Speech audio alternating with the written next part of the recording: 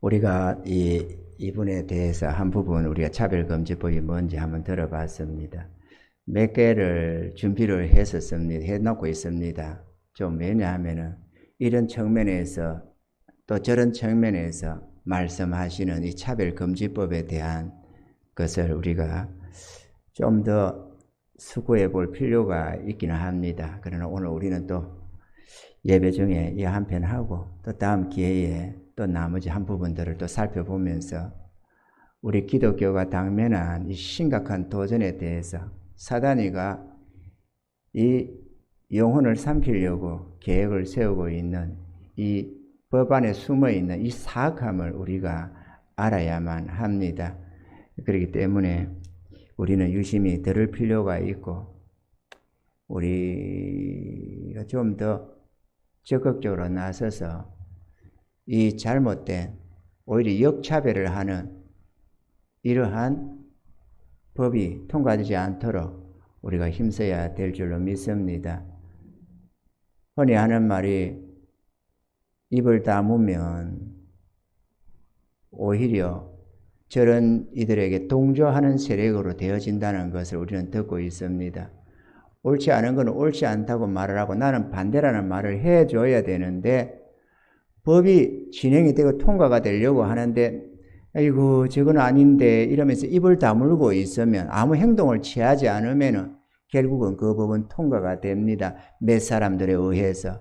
국민의 대부분이 예를 들어서 90%가 반대를 해도 법은 무조건 통과됩니다. 왜냐하면 국민의 표를 받는 게 아니고 그거를 집행하는 자들이 몇 표만 지나가 버리면 그냥 통과가 되거든요. 법이 통과되고 나면 막을 길이 없습니다. 우리는 아무도 못 막습니다. 그렇기 때문에 통과되기 전에 한 목소리를 내줘야 하는 겁니다. 이런 기독교회의 문제만이 아닙니다. 사실은 모든 국민들의 가정의 문제고 그들 자녀의 문제고 우리의 삶의 문제이기 때문에 우리는 이런 부분들을 심각하게 인식을 하고 나는 뭐 귀찮아, 관심 쓰고 싶지 않아, 먹고 살기도 힘든데 이런 하지 말고 우리가 정의를 지키고 자유를 지키고 우리가 행할 바는 행해야 된다고 생각합니다. 아멘이죠? 여당 야당 할 것도 없고 기독교이냐 불교도냐 그게 문제가 아닙니다. 불교도는 뭐 그렇게 되는 거 아니잖아요. 가정은 지켜져야 하고 주님께서 말씀하시던 남자와 여자가 한 몸을 이루고 살아야지 여자와 여자가 한 몸을 이루고 가정을 이루고 살고 남자가 그렇게 살고 근데 그거는 괜찮아요. 또 그것까지는 이해가 됩니다. 그 부분만 부분 차별 금지를 한다면. 그런데 문제는 그게 아니고 그거는 무조건 옳다고만 말을 해야 되고 저건 잘못됐다고 하는 순간에는 형사처벌도 당할 수가 있고 잘못하면 수천만 원의 벌금을 물려야 하는 상황이 생기는 겁니다. 그래서 지금 오늘은 안 났습니다만은 저 캐나다 같은 나라, 영국 같은 나라에서 어떤 일이 지금 현재 일어나고 있는가 하는 것을 설명해 주는 그런 선생님, 이 학교 선생님의 그것을 하는 분이 써나는 말씀도 있습니다. 교회에서 이렇게 특별 시간을 내서 이렇게 전하는 말씀인데 그런 걸 들어보면 얼마나 기가 차는지 모릅니다. 지금 현재 진행되고 있는 그 나라의 실태가 말이죠. 우리도 좀 볼 필요가 있습니다. 설교 시간에 하나님 말씀을 전해야 되지만 기독교가 무너지고 나면은 설교 시간도 없어지는 것 아니겠어요? 참된 것이 무너지면은 그 다음에는 거짓된 것밖에 없습니다. 이런 우리가 이걸 알아야 되기 때문에 이런 것을 좀 앞으로도 몇 편 더 좀 볼 생각입니다. 이런 부분 저런 부분에 대해서. 그래서 우리가 바로 이해하고 할 수 있으면 우리 교회도 동참해서 저 부산이 어디 온 지방에서 다 올라와서 기독교회가 이번만큼은 한 목소리를 내서 기독교회를 지키자 이렇게 해서 10월 27일 오후 2시에 광화문에서 집회를 하게 됩니다. 저는 한 번도 그런 집회에 참여한 적이 없습니다만 이번에는 우리가 오후 예배를 그것으로 대체할 생각입니다. 그렇게 해서 오전 예배 간단히 드리고 가서 우리가 그 자리에 참여하는 것만으로도 한 부분을 감당하는 것이라고 생각이 됩니다. 나는 반대다. 저거는 옳지 않다. 의사를 드러내는 것이라고 생각이 되어집니다. 그래서 우리는 좀 알 필요가 있다고 생각됩니다. 본문으로 와서 성경은 하나님의 말씀이요 영원한 진리입니다. 성경에는 역사성이 있습니다. 역사성이란 뭐냐 하면 갑자기 이게 옳다라고 하는 것이 아니라 하나님이 먼저 말씀하신 예언을 따라서 나중에 이루어지는, 성취되어지는 것이 성경의 내용들이 가득합니다. 우리가 몇 가지를 생각하면, 예를 들어서 아브라함에게 가나안 땅을 주신다고 약속했는데 4대 후에 가나안 땅을 쟁취하는 그 사건을 우리는 지금 현재로도 역사적으로 보고 있습니다. 이사야로 말미암아 메시아의 탄생을 예언했는데 700년이 지난 다음에 예수 그리스도가 탄생하심으로써 그 예언이 이루어지는 것을 볼 수가 있고, 동정녀에게 처녀의 몸에서 잉태할 것이라고 했는데 그것이 이루어지며, 한 아기가 태어나서 인류의 죄를 대속할 거라고 말씀을 예언하고 있는데 그것이 다 이루어졌다라는 것입니다. 예레미야로 말미암아 70년 동안 바벨론의 포로 생활을 할 거라고 했던 이스라엘이 70년이 지난 후에 다니엘이 기도하고 그걸 기억하고 기도할 때 하나님은 포로 귀환이라고 하는 것으로 그렇게 이스라엘이 바벨론에서 돌아오는, 포로되었다가 되돌아오는 그런 사건들이 우리가 일어난 것을 우리가 볼 수가 있습니다. 우리 하나님의 계시는 하나도 땅에 떨어지지 아니하고 반드시 그 예언이 성취되어졌다라는 것입니다.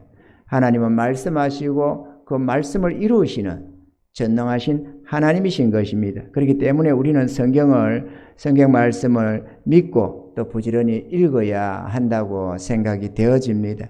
성경을 알지 못하면 무엇이 참인지 거짓인지 우리가 분별할 재간이 없습니다. 그렇기 때문에 주의 백성들이라면 성경을 가까이 하고 읽으셔야 합니다. 여러분 열심히 보시기 바랍니다. 할렐루야.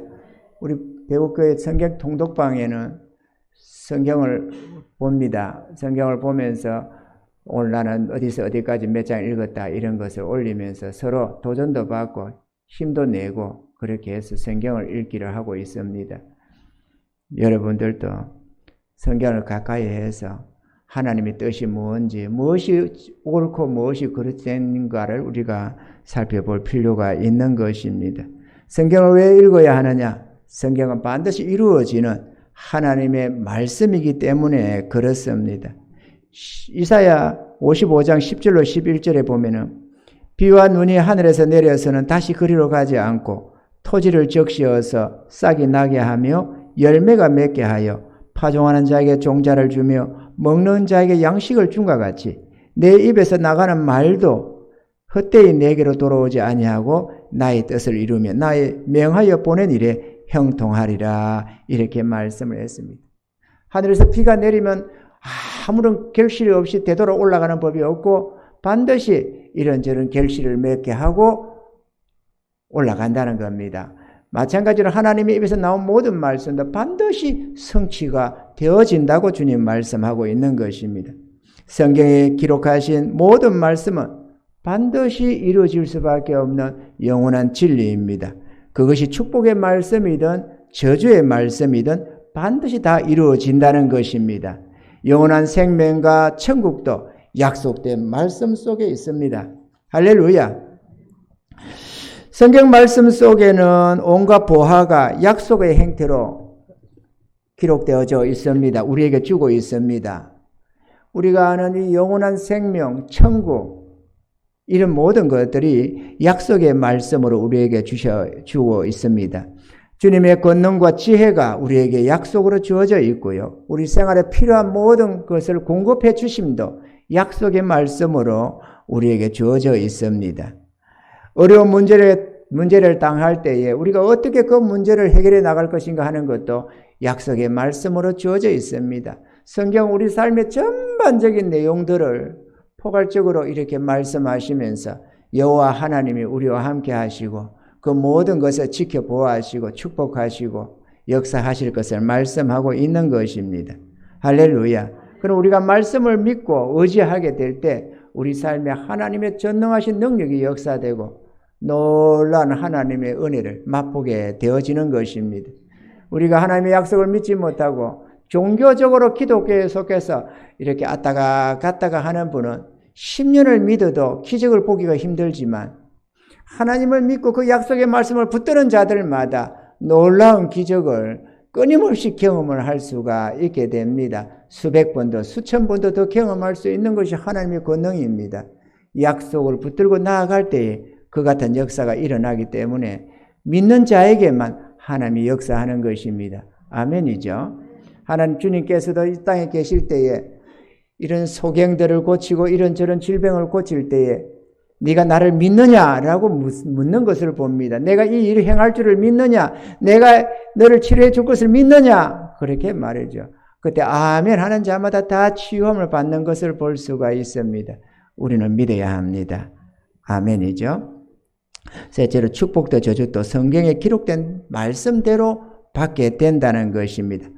우리 삶에 하나님의 축복도 우리 삶의 저주도 혹은 나중에 천국에서의 영원한 칭찬과 상급도 혹은 지옥에서의 영원한 형벌과 저주도 성경에 기록된 대로 되어진다는 사실입니다. 그렇기 때문에 우리는 성경을 살펴봐야 하고 그 약속된 말씀을 마음에 간직해야만 합니다.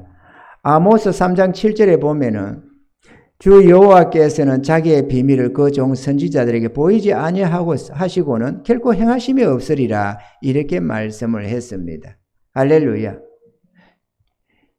천국 구원받아서 천국 백성이 되고 영원한 칭찬과 상급과 행복을 누림도 성경대로 되는 것이고 지옥 행벌을 당함도 성경대로 불순종의 삶을 살았기 때문에 지옥 행벌을 당한다는 사실입니다.